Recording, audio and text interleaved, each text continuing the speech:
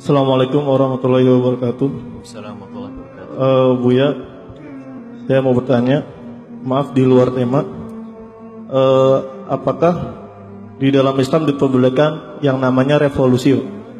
Jika ada, revolusi yang seperti apa? Lalu jika tidak, bagaimana pendapat Buya tentang seorang ulama yang akhir-akhir ini sedang menegakkan keadilan tentang hukum bagi si penista Al-Quran dan berkata kurang lebih seperti ini intinya, jika kasus ini tidak diselesaikan dengan keadilan maka kami akan merevolusi. Terima kasih Buya.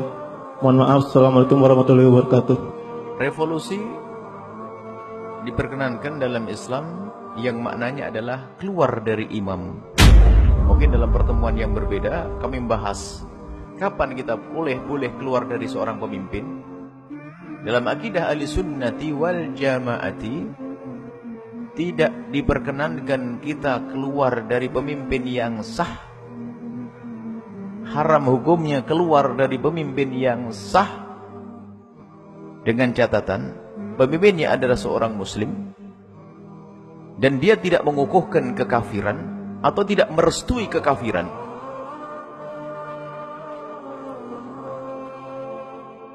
Kalau dia melakukan kekafiran, maka secara otomatis dia harus diturunkan. Maka jauh dari itu kita tidak boleh mengangkat yang kafir, memang itu jauh. Ini kalau sudah jadi dari seorang muslim yang sudah benar kok dia melakukan kufur yang jelas, maka saat seperti itu boleh keluar dan tidak dosa lagi kita. Termasuk bagian daripada jihad di jalan Allah.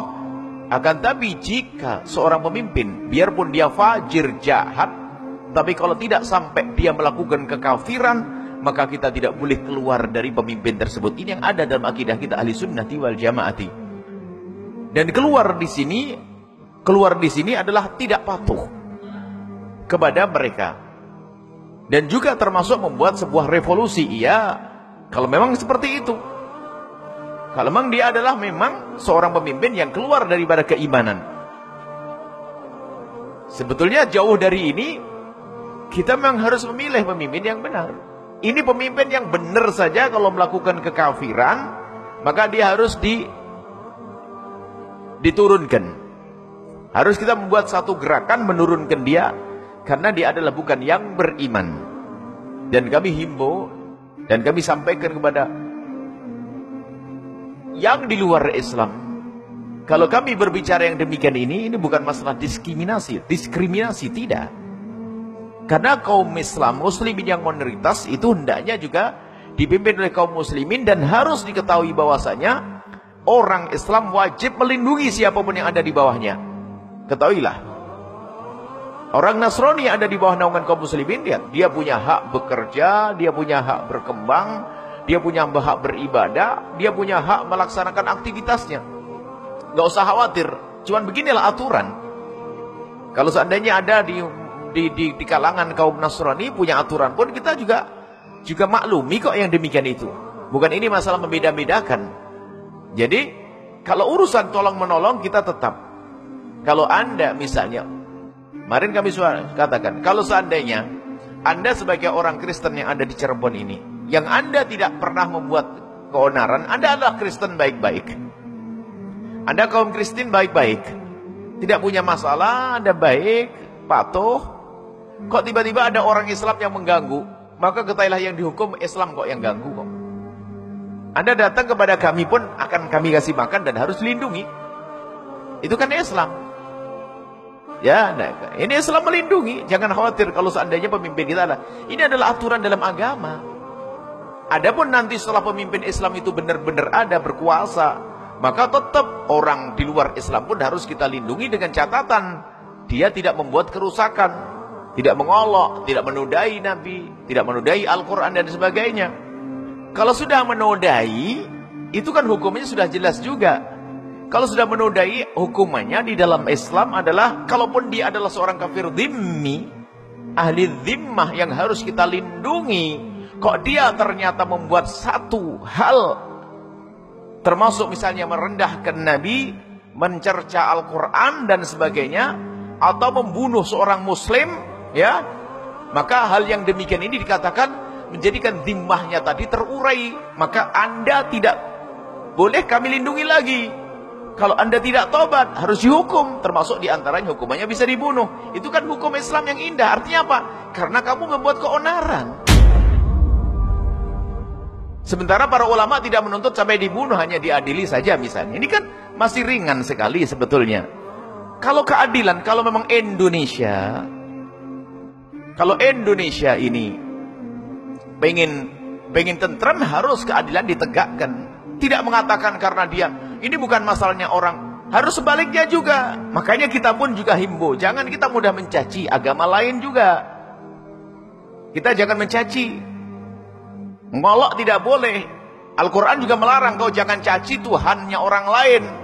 Nanti dia akan mencaci Tuhanmu dengan kebodohannya. Kerjaan kita bukan mencaci maki. Maka kalau ada umat Islam mencaci agama lain, itu juga memang berhak untuk, kalau keadilan ditegakkan, nggak boleh memang. Termasuk diantaranya ada orang, ini bukan urusannya karena kamu Nasrani lalu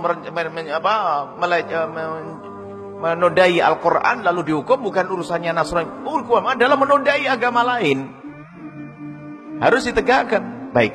Kemudian jika ada ulama mengatakan ini bukan urusannya menodai Al-Quran, secara umum jika ada seorang pemimpin ya yang keluar dari iman atau melakukan satu kekafiran yang jelas yang menjadikan dia katakan kafir, maka boleh kita keluar dan kita boleh membuat satu gerakan untuk menurunkan dia. Itu. Tetapi kalau tidak, maka tidak boleh. Kalau tidak melakukan kafiran yang jelas, ya, termasuk kekafiran ini diantaranya adalah dia lebih asyik dengan orang kafir, orang Islam tidak dibela. Yang dibela itu bukan orang Islam loh sebetulnya. Yang dibela adalah yang benar. Islam itu tidak membela yang salah. Sering kami sampaikan.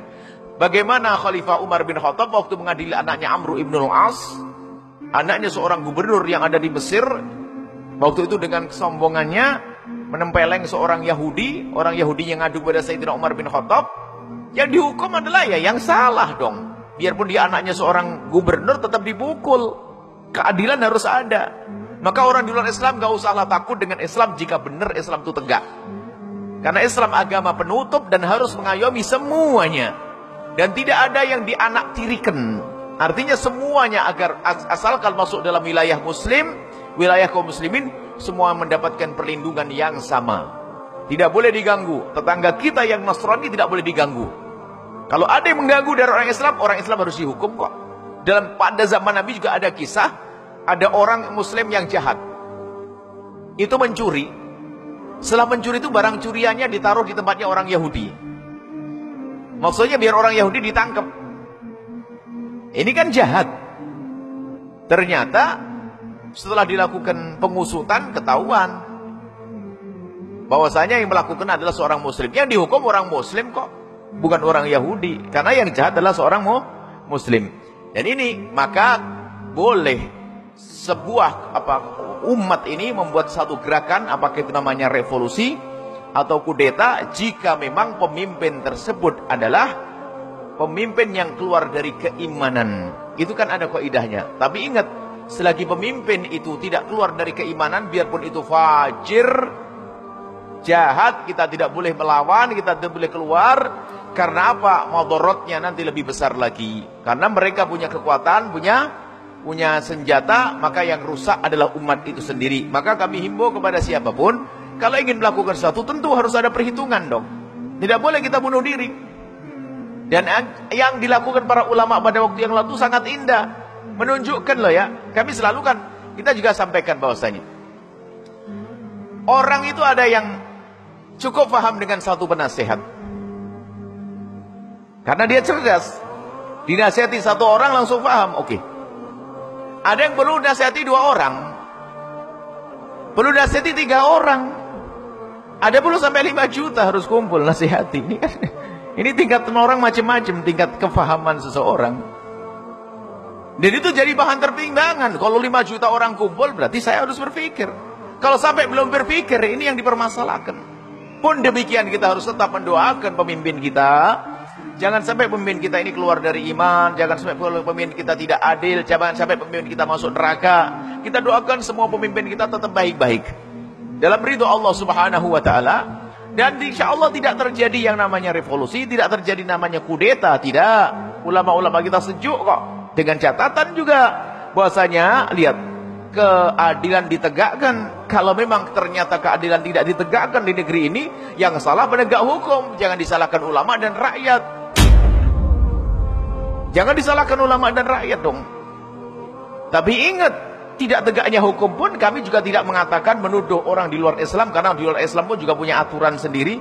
Tapi yang paling membahayakan justru munculnya kaum munafikin. Ini yang harus dicermati. Orang yang mengaku dirinya Islam, akan tapi ternyata dia bukan membela umat Islam, tapi justru membela orang yang menodai Islam. Ini problem besar. Kalau memang harus diberesi, ya orang-orang seperti itu yang diberesi. Cuman repot. Nabi pun waktu itu susah memberesi. Kalau dibunuh, orang lain mengatakan orang Islam, bunuh orang Islam kan. Ini penyakit orang-orang munafik.